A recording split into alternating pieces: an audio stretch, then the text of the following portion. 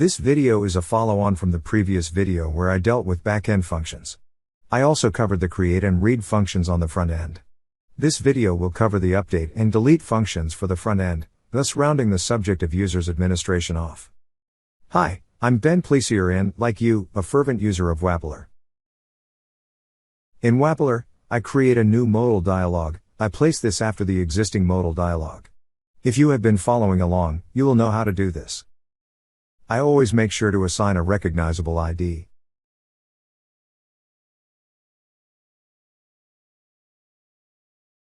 I make the usual changes in the heading colors and text.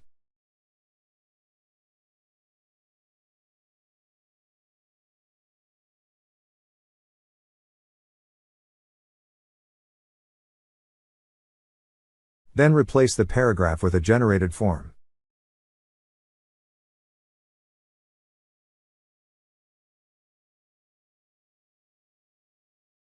In the form generator dialog, I select the update server action.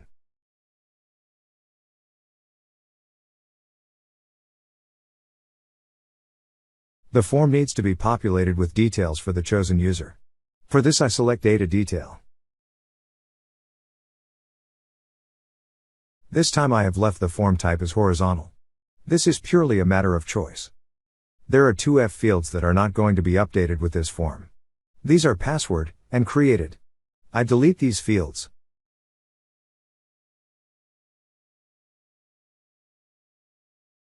I also delete the submit button. I will be using the button in the modal footer. Next, I change the type of input for some of the fields. The user ID is hidden. This value should not ever be changed and is used to identify the record on the backend. I change the input for group to select. This is so that the group can be chosen from a drop-down menu. The status is changed to a checkbox. Clicking OK reveals the generated form inside of the modal. The form gets a recognizable ID. I sincerely hope that you do not have the sticky finger bug, like me. I'll leave the spelling errors, they will not affect the workings of the app. I make sure that the method is set to post before scrolling down to dynamic events. This is where I will designate the actions to be taken when the form has been successfully submitted.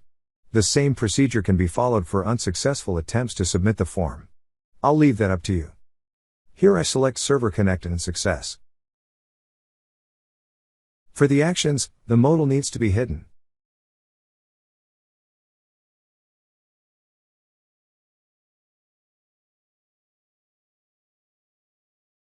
The user gets a notification that all is well.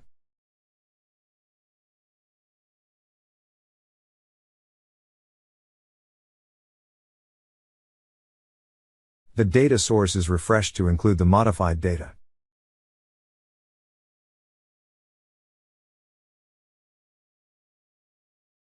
Working our way down the form, the next step is to validate the inputs. You already know how this is done.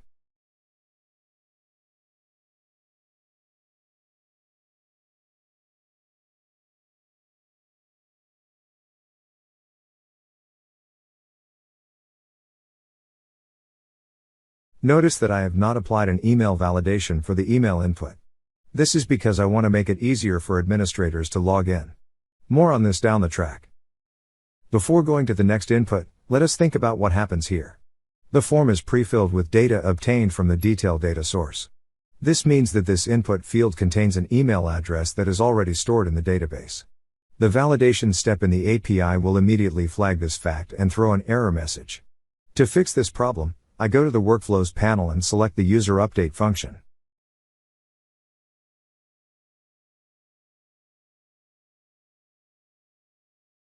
We want this validate step to happen only when the current email address is different to the posted email address. Prior to the validation step, I add a new step that will retrieve the current email address. I select Database Action and choose Database Single Query. I set the name of the query. For the query options, I choose the user's table and the email address as the only field.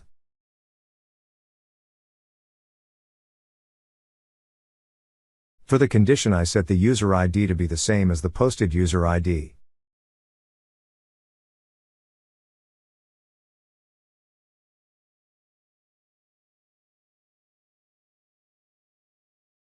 After the database step, I add a conditional step.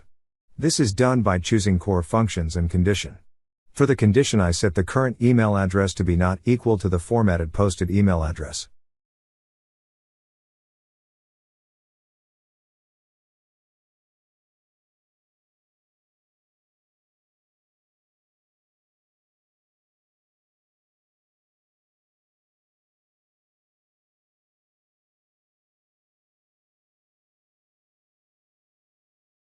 Now that we have the condition set, all I have to do is move the validation inside the condition. Save the JSON file and close it. I set the scene so that we can continue with the form fields. Group and status input fields do not require validation. Their inputs will be restricted by the drop-down menu in the checkbox. The group field does not have a normal form input field. Instead, it has an HTML select element. The select element represents a control that provides a menu of options. When I scroll down in the Properties panel, we can see the current list of options. These are default values as set by Wappler. Let's go ahead and change these options to suit our project. As explained in an earlier video, we have 3 group types. The first is user with a value of 1. The second is moderator with a value of 2. The last is administrator with a value of 3. Now for the last form input. As you will have noticed, the form label and the checkbox are not in line. To fix this, I add a bit of padding to the top of the column.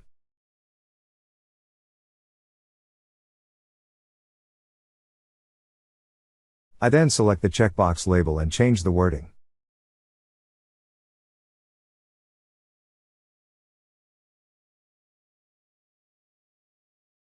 When a checkbox is checked, a value will be sent when the form is submitted.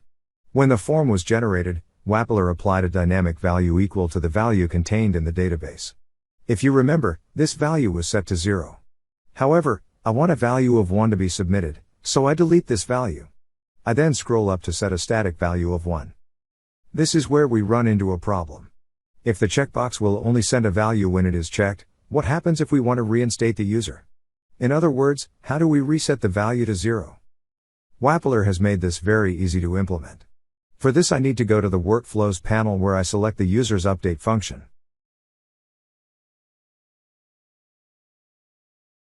First, I go to the posted values where we see that a value for status is required. This will not allow us to send an empty value when the checkbox is not checked.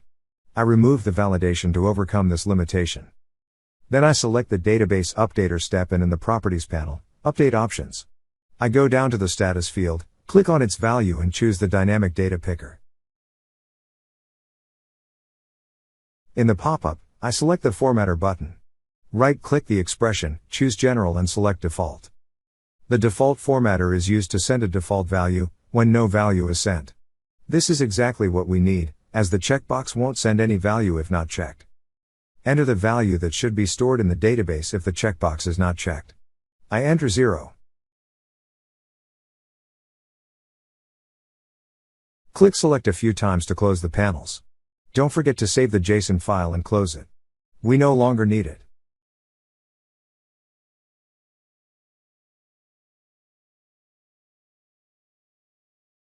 There is one last adjustment that I need to make. This is to show the checkbox is checked when the value is equal to 1. For this, I scroll down to Dynamic Attributes. In the pop-up, I choose Input and Checked. For the value, I choose Data Detail and Status and click on the Formatter button.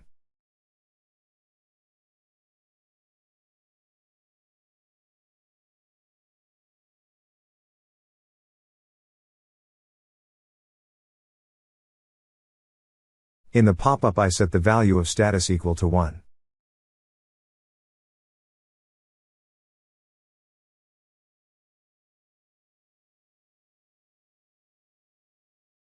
Back to the update form.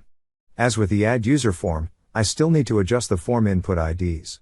This is so that the ID will always be unique in the document. For this, I go to Search and Replace. You already know how to do this, so I will just go through the motions. A word of warning. The search function will only work on saved pages, hence I save the page first.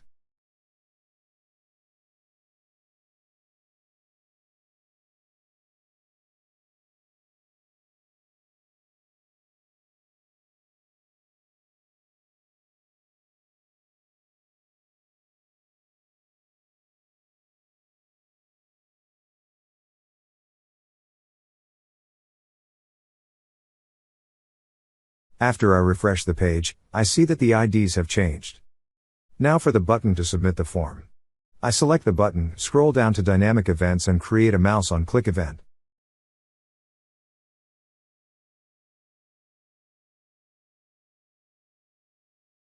For the action, I choose to submit the form.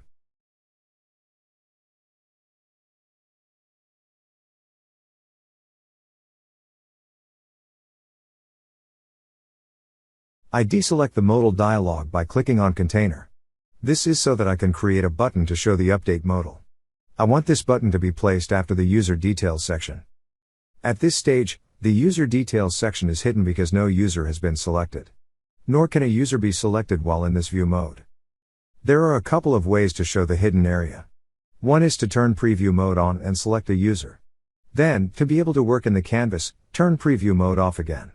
The other method is to turn App Connect mode off. This method will show the hidden user details section without the data. I have chosen the second method because it is simpler.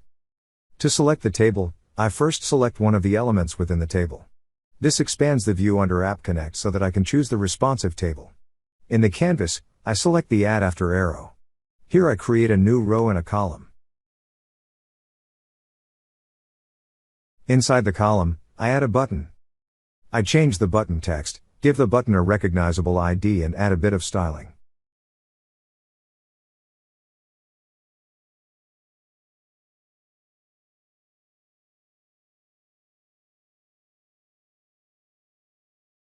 I then scroll down to Dynamic Events where I add a mouse on click event.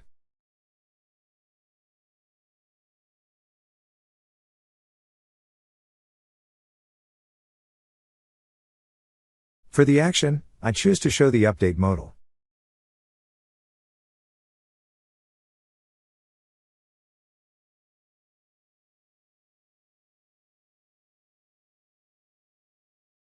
When no user has been selected, there is nothing to update. In this case, the button needs to be hidden. To do this, I go to Dynamic Attributes where I choose Display and Show.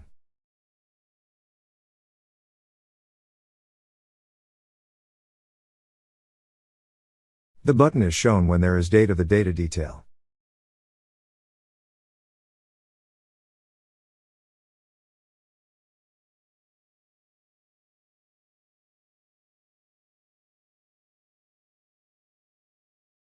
Now for the last part of the CRUD functions called delete. I again create a modal and perform the same modifications as shown before. These include setting a recognizable ID, turning on the fade function, changing the text in the modal header and adding colors.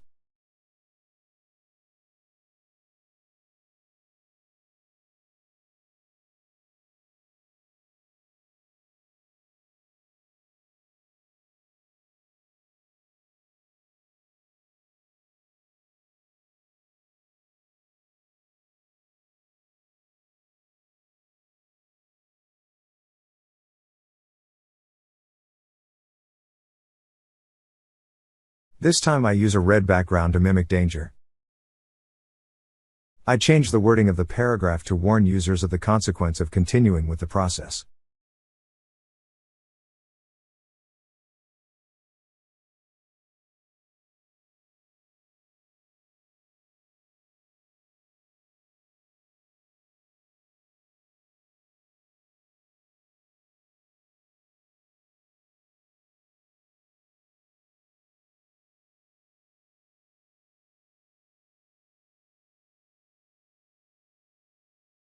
After the paragraph, I add a form. This is done by going down to Generators and choosing Form Generator. For the server action, I choose the delete function.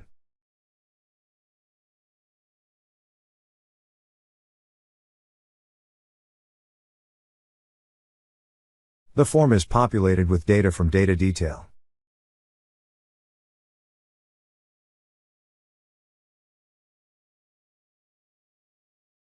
For this action, we need the user ID as the only field. So I delete the rest.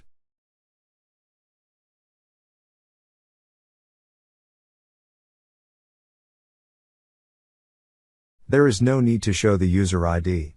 I therefore make it a hidden field.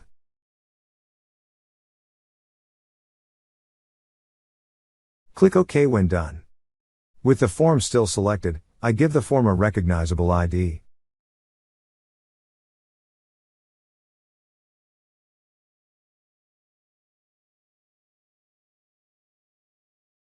I then scroll down to Dynamic Events where I select Server Connect and Success.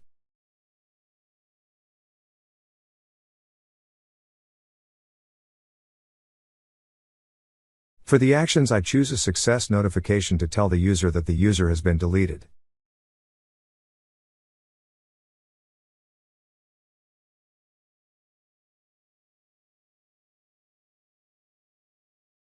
I also choose to hide the modal.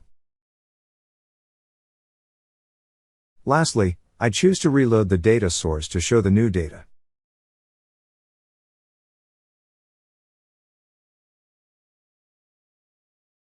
For the Submit button, I make the usual changes.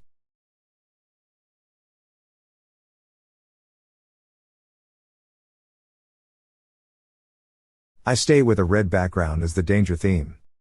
I then scroll down to Dynamic Events to add a mouse on click event.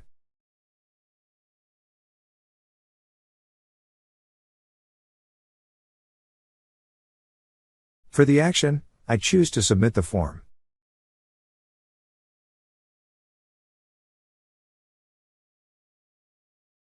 Looking at the form, I feel that an important item is missing. I would like to know which user I am about to delete in case I have chosen the wrong user.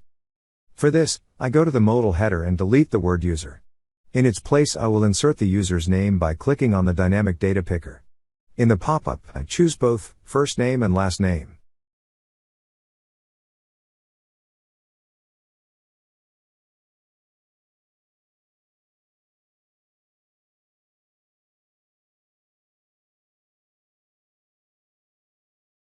The very last item that needs to be added is a button that shows the modal. The button needs to be placed next to the Update button. I first switch App Connect off so that I can see the Update button. Then I select the Update button and duplicate it. I could have added a new button instead. In this case, I have opted for the duplication. I change the text of the Delete button and change its color to reflect danger.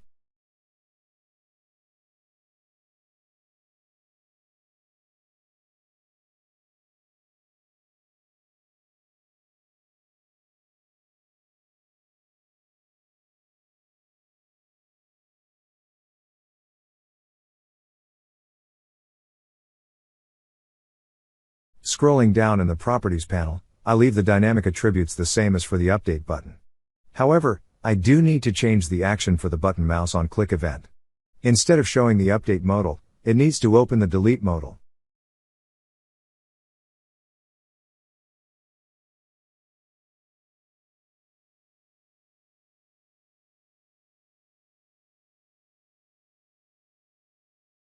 I save the file in readiness for the test phase.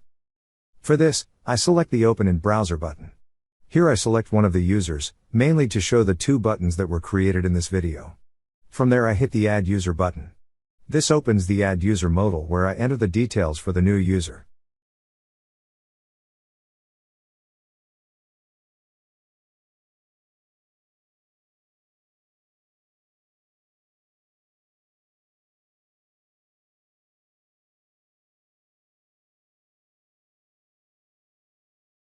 I then choose the new user and hit the Update button. In the Update modal, I change a couple of settings and see the result in the Details section. I also love the notifications that pop up. The last test is to delete the user.